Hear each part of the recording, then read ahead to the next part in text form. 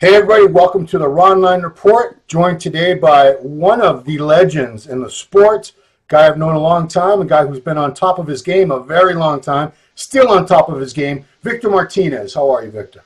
Good. What's up, Ron? Hello, everybody. So a lot of the stuff I'm going to ask you today is talking about your legendary status, the longevity of your career, so I'm not going to try to make you feel old, so please don't take it that way, because I'm older than you, so don't think it's me trying to make you like to be an old guy. Well, so, they say about old state of mind. Come on now. It is. I mean, you still look great. So first question I have for you is, you turned pro at the 2000 NPC Nationals in your hometown of New York City.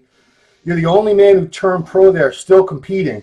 Just to give people an idea of who else was in that show, George Farrow won the middleweights. George hasn't competed in a very long time, 8 or 9 years. Craig Richardson from New Jersey, who had a very long career, started off as a top national teenage guy. He won a show last year, no? And then he said he was retired. We'll see about that. But you're definitely not retired. You're still doing it. So my question to you, Victor, is do you ever stop and reflect on your longevity, how long you've been doing this, and think back to all those guys that no one even remembers that were amateurs when you were an amateur? They're just long gone. But here you are.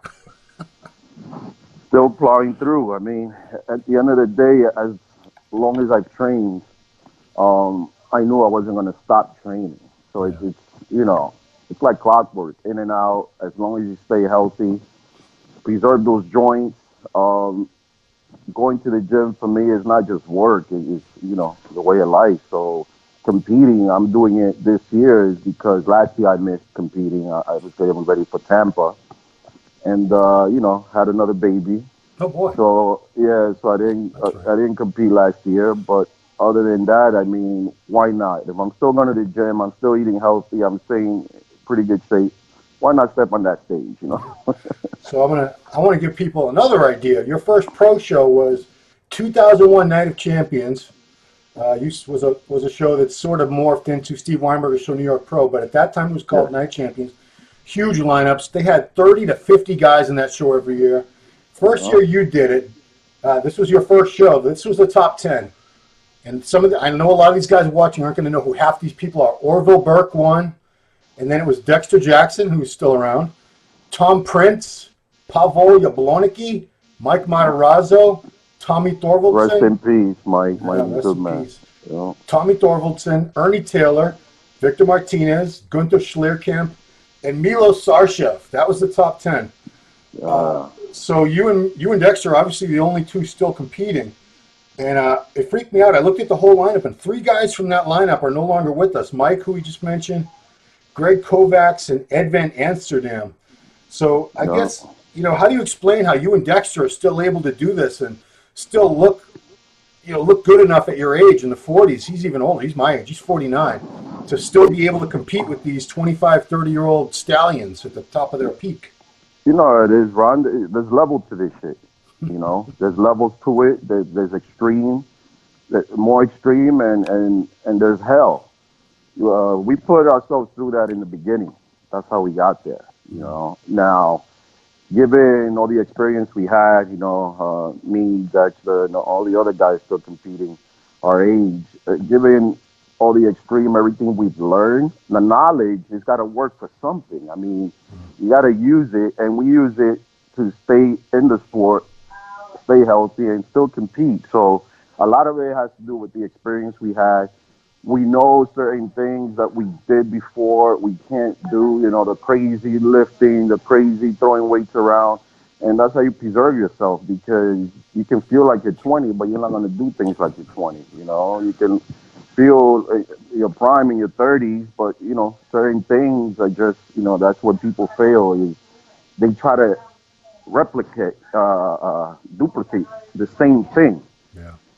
That they did in their prime, and that's where they make the mistake. I mean, you can't do that. Use that knowledge you have over the years, the dieting, the training, the different methods of training, and apply it, and you'll see that you can stay in the sport without getting, yourself out due to, unhealthy natures of it. Yeah, I see a lot of guys on Instagram that are in their 20s. They're not going to be doing this when they're 40. I guarantee you. They're going to be, God forbid, they're going to be like Ronnie. They're going to be all banged up. And Yeah, So you know, Ronnie. yeah, Ronnie, get well soon. So you were a rookie pro at one time, and you were up there with these guys you've been seeing in magazines for years and years. So now I'm sure you have the experience of the younger guys coming up to you and like, oh my God, Victor, I used to see you. I used to look at the magazines. I used to look at your videos. I used to look at pictures of you online and get so motivated. It's such an honor to be up here on stage and compete with you. Has that happened a lot over the last few years? Yeah, it's happened. It's happened, and you know, you welcome it. You know, because guys who say that and approach you with that, you know, with that comment, you know, it's nothing but respect, and you know, they're level-headed guys, and they're not your typical, you know, disgruntled, you know, bitter bodybuilders, and you welcome it. You know, at the end, it's just the respect, and I accept it, and you know, and I do also enjoy competing with the new blood on stage. Yeah. So 2018 was a pretty big year for you. You didn't compete, but you and Jonathan De La Rosa put on a professional show and a pro qualifier. Dominican Republic Coat of Arms. Was that the actual name of the show? Dominican Republic Coat Yeah, of Arms?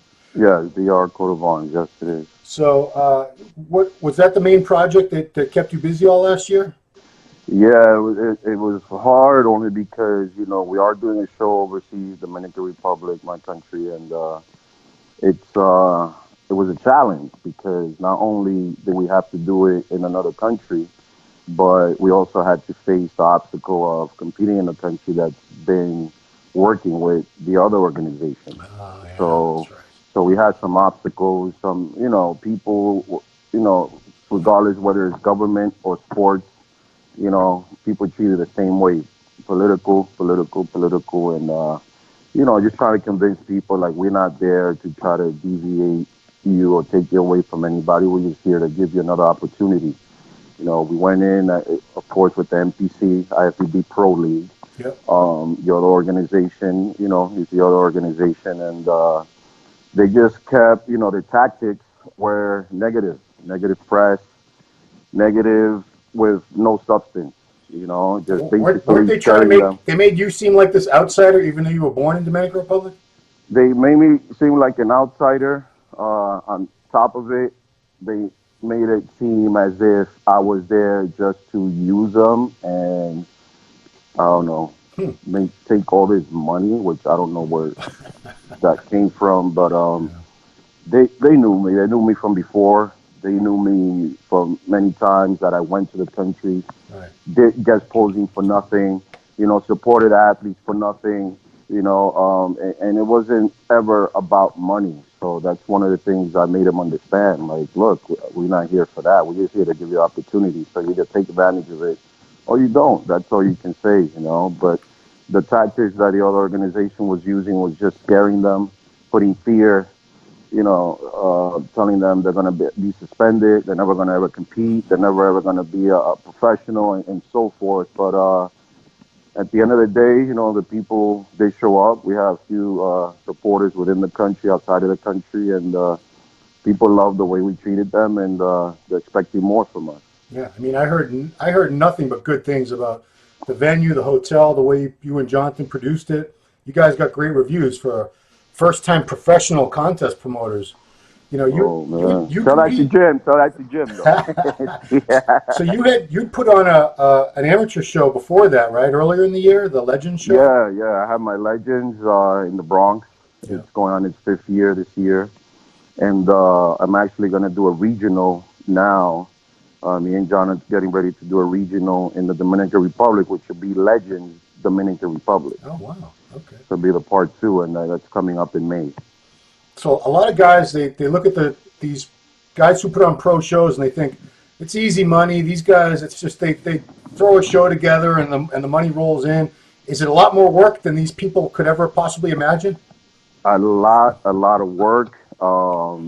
Money does not come that easily unless you do have, you know, again, it requires a lot of support, a lot of help, and doing it on your own, just being the athlete to put it together, is not enough. Yeah. Unfortunately, it's not enough.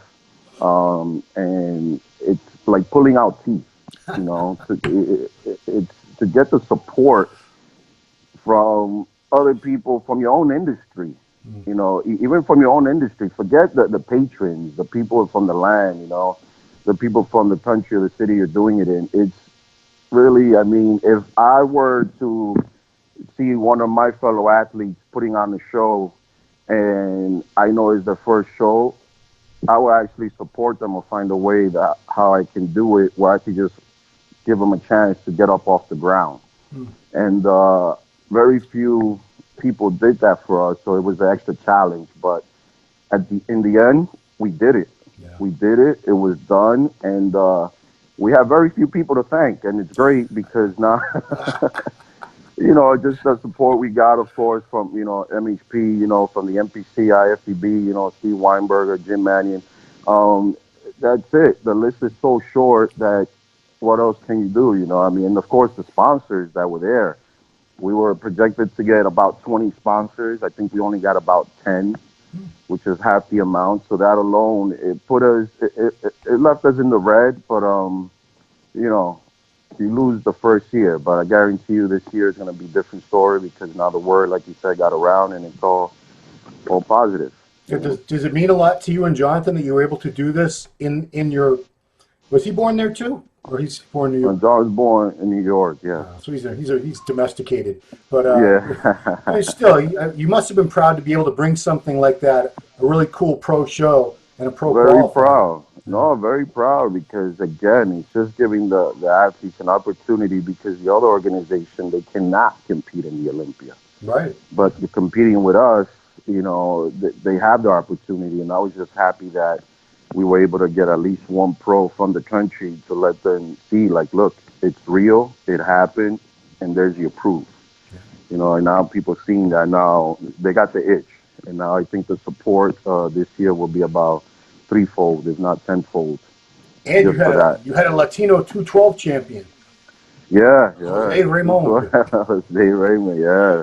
Represented, went in there blazing, and what a way to end the career. He had such a great year, and it was fun having him there, and it was endless. I mean, from the moment he got there to the time he left, it was nothing but fun, laughs, and I mean, it was just too much fun. I think overload. It doesn't get much cooler than Jose Raymond, people, if you don't know. Yeah. Did you say you were getting ready for Tampa last year at one point? Yeah, so I was actually getting ready. I even went to Kuwait. And trained out there in July. But, it was literally around the time the B was was coming out and being in the hospital, losing about 2-3 days being in the hospital and trying to bounce back, bring the baby back home. It's just unrealistic, I mean. People want a challenge, I'll say, you know what? Have a baby, get ready for a show, and I challenge you. See how that turns out for you. So, with the baby, your youngest was born. How far out from Tampa was it? A week out. Oh, geez, yeah, come on. Yeah. And if you go abandon your newborn baby to go compete in a bodybuilding show, you're kind of a jerk. Unless it's Mr. Olympia, you're going to bring home $400,000 or something. I mean, it was a week out, and, at this point I'm thinking about it. I'm going to go in. I missed a few meals, missed a few days of working out. To go into the Tampa was surely to go in to win it. So after all those days and those minor setbacks, I saw myself looking, like second, third, and I said, no way. That's not even worth it. I'd rather stay home, make that. I can make whatever second or third is on a Tuesday here, Yeah. So I didn't bother, and I said, let me just focus on the Arnold. You missed the longest pose down between the top two I've ever seen in over 25 years of covering these shows. I know, I saw it. It was great. Alexis Rivera and Sergio. Alexis, yeah. Was it Mannion or Mannion? Whoever the head judge was. They kept just those two up there. Solid 10 minutes. Just them. Wow. I thought they were going to pass out. I think it's Steve. I think Steve is the head judge there. I think it was Steve. I'm correct, yeah. That was hilarious. He wants to see him work, man. See that shit. He doesn't want to be so lenient, Which, to come and think about it, I think that should be judged, posing. Who passes you shouldn't out be allowed. first? Yeah, you should be. You pass out, you're done. So I think that should be. You know what? Stand on that stage until pre-judging is over without going to the back, and I think that should be part of judging because you're falling back, and that's a sign of weakness, and that's a sign of basically having no condition. So Right. I think they should judge that. That's how Arnold supposedly tricked Sergio all those years ago. You know, He said, "Oh, let's get out of here. I'm done with this." And then he tricked Sergio into walking off stage. He kept posing. Yeah, I did that to Dexter in 2011. Did you? Arnold in Spain. Yeah. Because I know Dexter gets tired quick. So Oh, geez. yeah, We have not talked about the Olympia. I haven't talked. Our interview was last summer before it happened. So very shocking. Very. The result was something nobody was really expecting, and the crowd went nuts. You were there, weren't you? I was there. Yeah. Probably about 10 rows back, and Closer than me. It was pretty good. Yeah. So, the judges did the right thing, and that's why everyone was so happy. Is because we've all been to Mr. Olympia contests over the years where second place guy probably should have won, like yourself in 2007. People, they're never going to stop. They're never going to stop talking about that because it was one of those cases where why'd they let Mr. Olympia keep the title when it clearly should have gone to the other guy. So I'm sure you were happy for Sean, but what was going through your head? Were you thinking, man, why couldn't they have done this, 11 years ago when it was me up there with Jay? I mean, it's happened. I mean, I had a negative factors, going against me, Yeah. and if it played a part in it, people say it don't. 75% of people said it did. So I wasn't judged being on the athlete on that stage. I was judged on my personal background, and that's what happened. I paid for it, and that's how it went. So seeing Sean up there getting that first place, it made it interesting. Finally, I actually wasn't even going to go to the Olympia that night, thinking, oh, they'll probably just get it to Phil again. But I said, you know what, let me go. I have some friends there waiting for me, and I like to chop it up with them and see them before they go back to their home countries and all that. So I said, let me go to the show. And sitting there and witnessing that was like, wow, I'm so happy I came. I'm so happy I got to witness this. And I'm so happy it's finally interesting, because it tends to be boring after a while, seeing the same team. And even when whether it's the same team or same person winning, they become, they're the favorite, but you tend to root for the underdog. And that's what I tend to do, and that's what, I loved about it, that, it went the other way, and a lot of people left happy. I don't think there was a single boo. No. And if there was, I mean, it was probably Phil's girlfriend. That's about it. That's right. Phil's training partner, his best friend, and his girlfriend. But, that's it. So it's interesting you say that because Super Bowl is coming up and Patriots are the favorite. It surprises me that not everybody loves the Patriots and Tom Brady. They're not loved by everybody. I know people love the underdog. You got to remember, this is their 8th Super Bowl. It's not right, 8th or 7th or something. Yeah, they making it, and it's like it gets to a point like how much freaking grandioso, freaking how much on top of the world can you live? And people are like, no, it's got to be shared. I mean, it's great, for his legacy is awesome. People want it, but other people want the other team that doesn't have the opportunity. They like opportunities to be shared, and especially when Tom Brady's been hogging it up for so many years. It's I mean, my daughter's in Boston. I gotta go for Patriots, and either way, whatever. But if it was the Eagles, it would be a different story, or the Giants. Okay. I'll go for them, but yeah, it should be interesting. Yeah, and people are already talking. If Phil had won, I don't think there would be that much excitement over the Olympia. They'd be like, okay, he's already won 8, now he's going to win 9 and set the record. Well, that's kind of interesting, but it's not that exciting because it would have already been like, okay, Phil's going to keep winning and winning, and it's just like waiting for him to retire. But now, it wasn't exciting, and I think now people, I think more attendance. You'll probably see more attendance. Oh, definitely. Because dwindling attendance, when you have guys, when you get unfair judging, less and less people start going. More people get their predictions where they're like, oh, well, this guy's going to win again. Why should I go? And it becomes, like I said before, it's just boring, unchallenging, and it doesn't keep you guessing. People find interest in guessing and seeing that, wow, it could go either way. That's where it becomes fun. I'm going to get your Olympia picks in about 6 months. We'll hold off on that. All right, all right.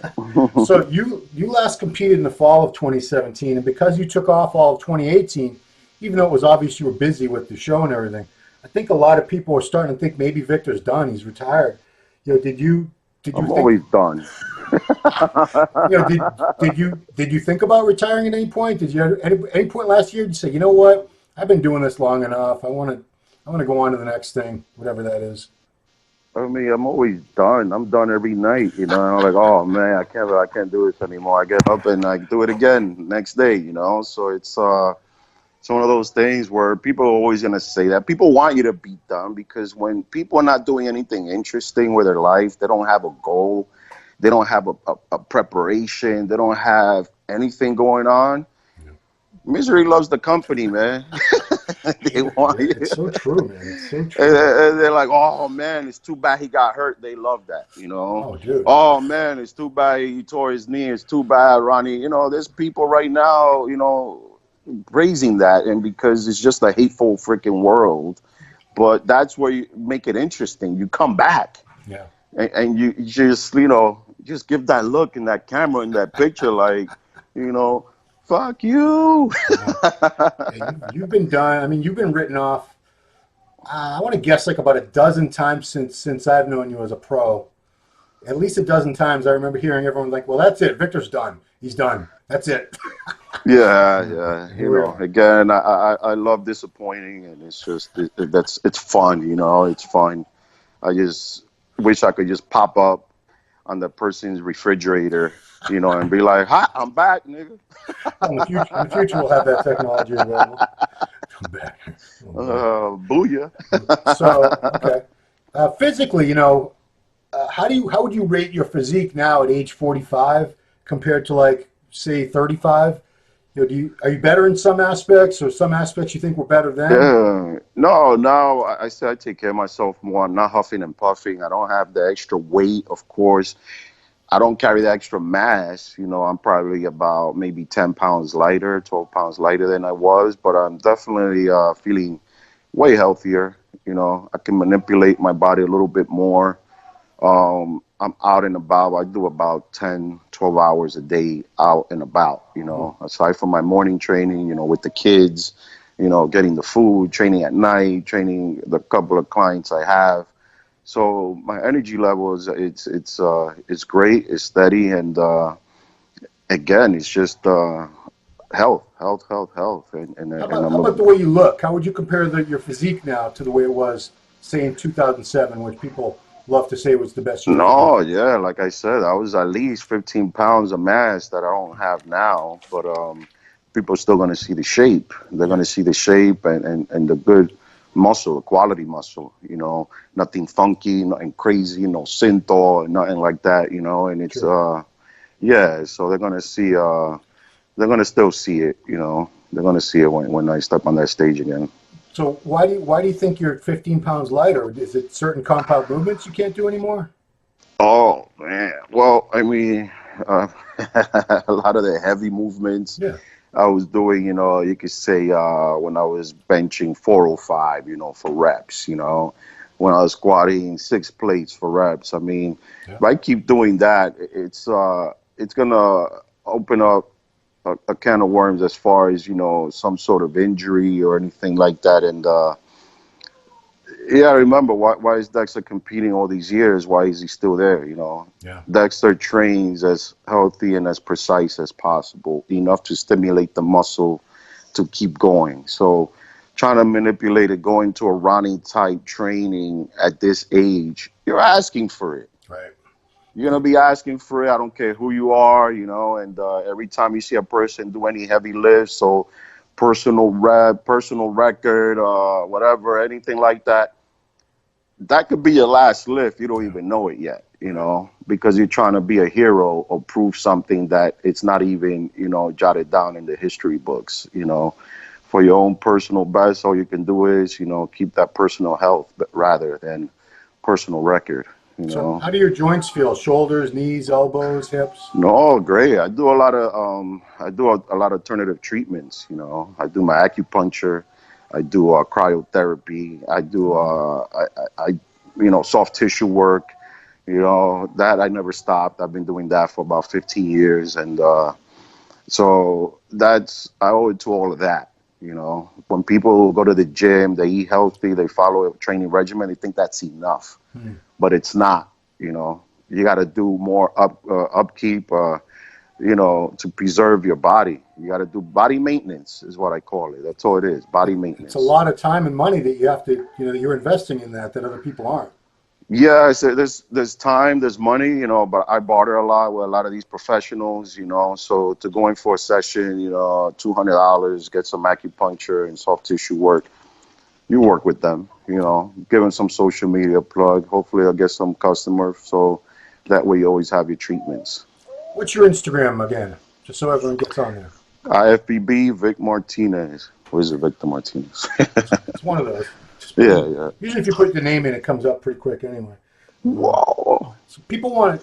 Is there a baby It's there? Fine Baby. Oh, yeah, Fine Baby, too. Okay. No, it's your kid. I mean, I imagine you're a good-looking guy. I think she's so yummy, so distracting. I'm guessing you haven't had children with any ugly women. They've probably all been very beautiful women. So the kids would be good with the kids. So, everyone wants. So once a guy gets past 40, they're like, well, how much longer are you going to keep doing this? You're still looking good. You're still feeling good. Dexter's 4 years older than you, so you don't have any plans saying, this is it. This is my last year. Or next year, my last year.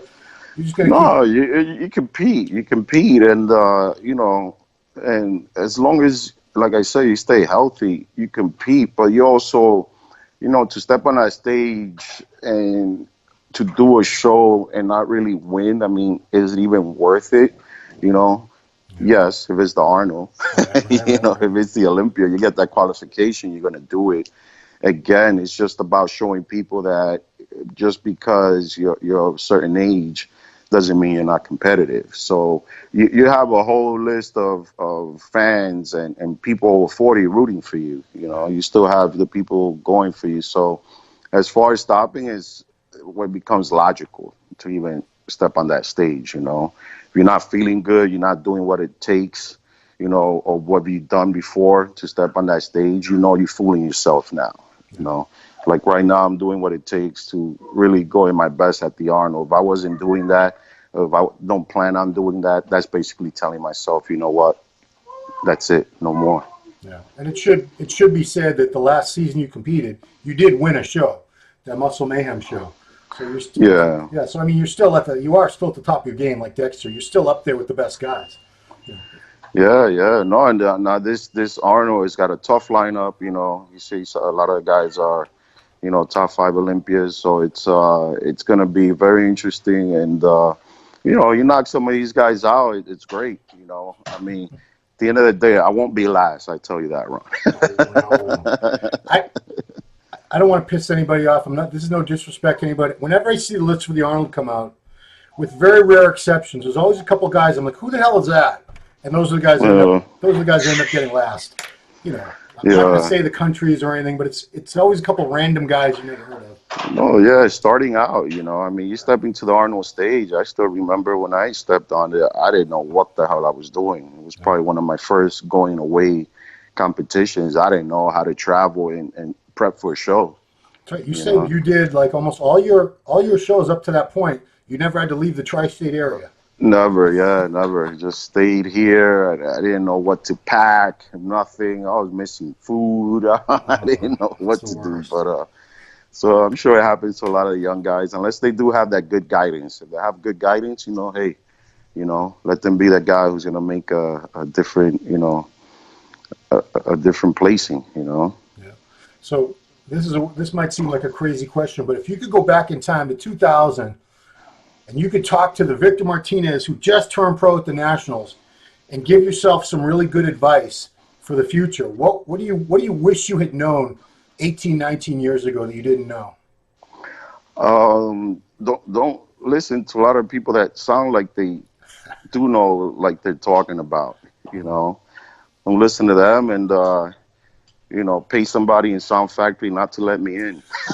That was a great club, man. I love that club. Woo. Oh man, it was just too much fun, man. I don't know, but then again, I mean, I did do that. It didn't set me back. I mean, I think back at every show I did stay out. So it's basically listening to the wrong people that sounded like they knew shit and they didn't, you know, and just being pulled the wrong way. You know, when you're at the top, you have people promising you this and that, and it's never really anything with substance. It's nothing that's, you know, and those same people are the first people to run away too later on when you're not doing as good. So not listening to so many people, keep the circle smaller, and that's it. You know, you know, I mean, a lot of things with bodybuilders, they say, oh, a lot of them are assholes and this, that. Well, there's a time to be an asshole, and I think when it comes to those people, that's the time to be. Well, you know, a lot of people like to take advantage of people, and if they find someone that they can't take advantage of, that guy's an asshole. You know, Exactly. they ask everyone for favors all the time, and it's a one-sided thing. So people got to think about that when they say a guy's an asshole. They don't understand how many ways he was being pulled or who already took advantage of him. True. You know, so that's on that behalf. All right, let's talk about the Arnold. You've decided to do the Arnold Classic again. You did a lot of Arnold shows overseas over the past few years. This will be your first time back at the Arnold in Ohio since 2014. Yes. So why haven't you been at the one in Ohio, and what made you come back to it? Doing the earlier shows of the year, you know, last year was Muscle, year before Muscle Mayhem, then the Olympia. It was just, I wasn't going to have enough time to really get back on it. And if I didn't do well at the Olympia, why do the Arnold with the same lineup, not do as well? So basically that's what it was, not doing great in my last show. So what do I have to prove at the Arnold when I can't even do good at any of these other shows? And that's basically, that was the outcome of that. But I did say I wanted to do an Arnold before I even hung up my trunks, and this is it, you know. I mean, I think it's the best stage to compete in. I mean, when Arnold's there, I mean, who wouldn't want to compete against the man himself, you know, in front of the man himself? How many Arnolds? You've won the Arnold Ohio once, and you've won 2 or 3 of the other Arnolds overseas? Nah, I wish. No, just Arnold Spain. That's it. Arnold Ohio, yeah, and then second in 09 to Kai, and I think I had a third before. Yeah. That's it. So you've had your hand raised, or you've had the interview with Arnold a couple times on stage. Arnold's the man. I mean, I never gets old, Ron. Never gets old. Oh man. So that was the. How about a coach? We would work with a couple of different people over the years. Who are you working with for this, or nobody? No, for training, it's always been Victor Munoz. You know, I did 1 year with Oscar Ardon. Oscar is just. You know, I don't have enough cartilage in my joints to keep going with him. So. He's all about heavyweights. Oscar, yeah, Oscar, you know you're the man, but you got to be 20 to train with him. True. But yeah, been training with Victor Munoz since day one. As far as dietitians, yeah, I've been through a few dietitians. You know, the man, of course, the technician, Chris Aceto was one of the first, and followed by Chad Nichols and George Farah. You know, geez, 3 of the very best. Yeah. So I've learned a lot from them, and I apply it to everything I do now. So every prep I did with them was never in vain, was never at a loss. Regardless if you didn't do good on that stage, you took a lot of information with you, and you put that to work now. So you're prepping yourself for the Arnold? I'm prepping myself, Victor Munoz, my training partner, my friend Scott, who's helping me do my macros. So how's that for yourself? I mean, that's, you know what I'm saying? You don't have somebody that you're sending pictures to every day and they're telling you, no cardio today, or take your carbs up by 3 grams today. I'm actually working with this kid, Scott Coyne, and he's, and we chopped it up, and it's just working because he does have some good information. And at the end of the day, like I said, we are doing this together, but I also have my own inputs as far as to my past experience. So I mean, you've been competing for over 20 years now, I believe, right? Ooh, yeah, man. Well, what was your first show? 96, 97? Man, if you count Elmo's show, 93. I guess you could count that.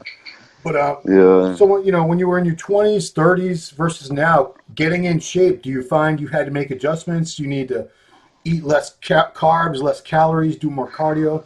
Any major adjustments you found you have to make?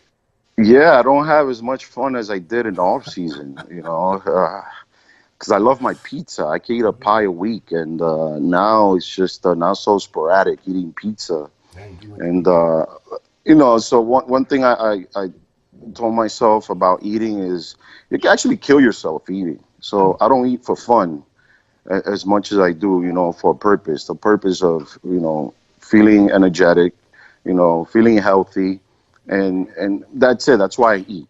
So when somebody says, "Oh my God, try this," that's not me. I'm not crazy about what's new. A lot of people get paid to actually eat junk and eat unhealthy, and it's great. But I like the way I feel after I eat good. So I stay close to shape as possible in all season now Yeah. because I like to eat good and I like feeling that, again, I like feeling high energy and always feeling, I don't like feeling like crap. I mean, I And that's, remember you walking around at like 280 for a long time. oh man, Yeah. 275 usually, but I was, It looked uncomfortable. It always looks uncomfortable. yeah, it is. You become a prisoner in your muscles.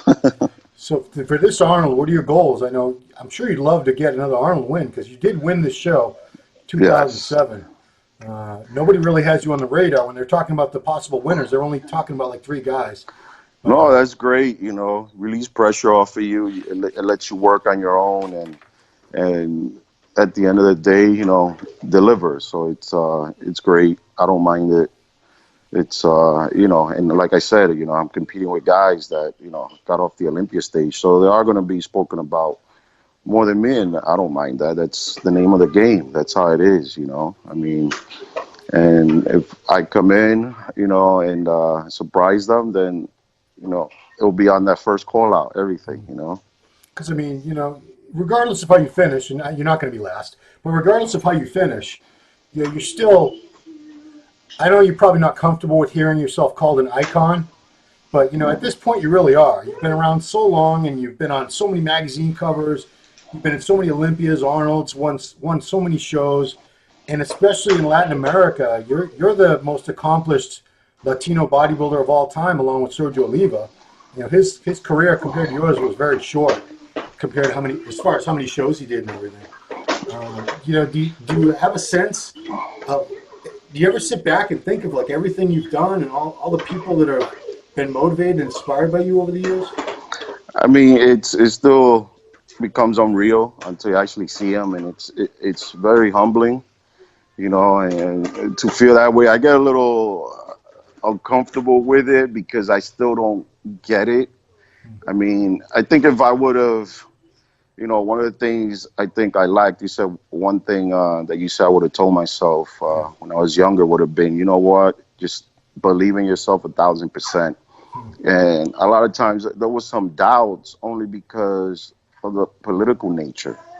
So the political nature infiltrated my thoughts and created doubts. But I should have believed in myself more. And so when you have these people that come up to you because they follow your videos, they follow you over the years, it's very humbling and it's great. I think I accomplished a lot and it feels good. It feels good. I hate to get back to the Latino thing, but I'm sure there's a lot of guys that must have said this to you that they didn't think there's not that many IFBB Pro League pros that do well, and but you must have given them a lot of inspiration, a lot of hope, because here's a guy born in the Dominican Republic, and he's the very, very best in the world. He's up there with the very best in the world, and he has been for many, many years. So it lets them know it doesn't matter that I'm from Guatemala or freaking Dominican Republic or Mexico. If I'm good enough, I can succeed. Yes, and that's what it's about. I mean, Sergio Oliva, when I first saw that he was, Latino competing in the Olympia, it started becoming realistic to me that I too can be at the Olympia stage, and that's what's great about it. It makes it real for a lot of people when they see, me, even though I'm Dominican, but still being Latino in other countries, it motivates them and it gives them hope. Yeah. Now you are getting married this year, is that correct? Yes, Okay, yes. wow. I mean, what did it take to finally make you settle down and say, I'm gonna have the white picket fence and sit on the lazy boy and watch ESPN all day. No, I'm Yeah, you push it, man. You know. I don't know anybody that really does that. But yeah, and I don't want to delve too much into your personal life, but this is a big deal because you're a certain age and you've been a single man all these years. Yeah, what am I gonna do? You know. Well, I mean, you could have stayed single forever if you wanted to, Yeah, So yeah, single it's never really been single. I mean, I've been in relationships for 10, right. 12 years at a time, so it's never really single. And now it's just I'm making about, it sound like you were going on Tinder dates every night. you said, man, if I was ever single, Ryan, Ooh, you would have heard about it. boy, there's been plenty You of would have heard, jokes. you would have heard about the parties. Greg Valentino makes all those jokes. I can't even come close to the cool jokes he's making. Oh man, Greg knows. I can turn it up, man. So, Victor, with everything, all the things that you've gone through over the years, you were able to find out personally in your personal life who were your real friends and who weren't, because the ones who weren't, they disappeared when things got tough and you didn't hear from them. Everyone, there's fair weather friends, and we've all experienced that. But on the professional side of things, it's very rare for companies to stand by athletes when anything happens, any kind of injury, personal trouble, legal trouble. And, you've had MHP, you've had Gerard Dente's company, MHP, with you now for, you told me it was 12 years through all of this. Almost 13. Yeah. Almost 13. So, how do you explain? Is it more like a family relationship at this point? Definitely a family relationship, but you got to remember, Ron, all those years that people say, "Hey, how do you get back? How do you stay motivated? How do you stay competing?" It was basically Steve Blackman, Gerard Dente. Without them giving me that support, it would have been an obstacle trying to get to the gym and focus and train when you don't really have that sponsorship, that support. And they made it, realistic for me. They made it real. They made it sustainable. Because without them, it would have never. I don't think so. I mean, could it happen? Probably, Yeah. but not to that level.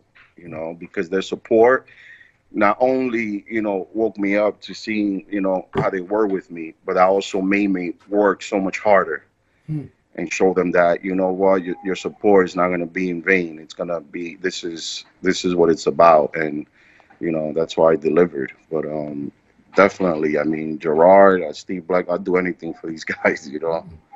So this is going to be a big year for you. You got Arnold Classic coming up.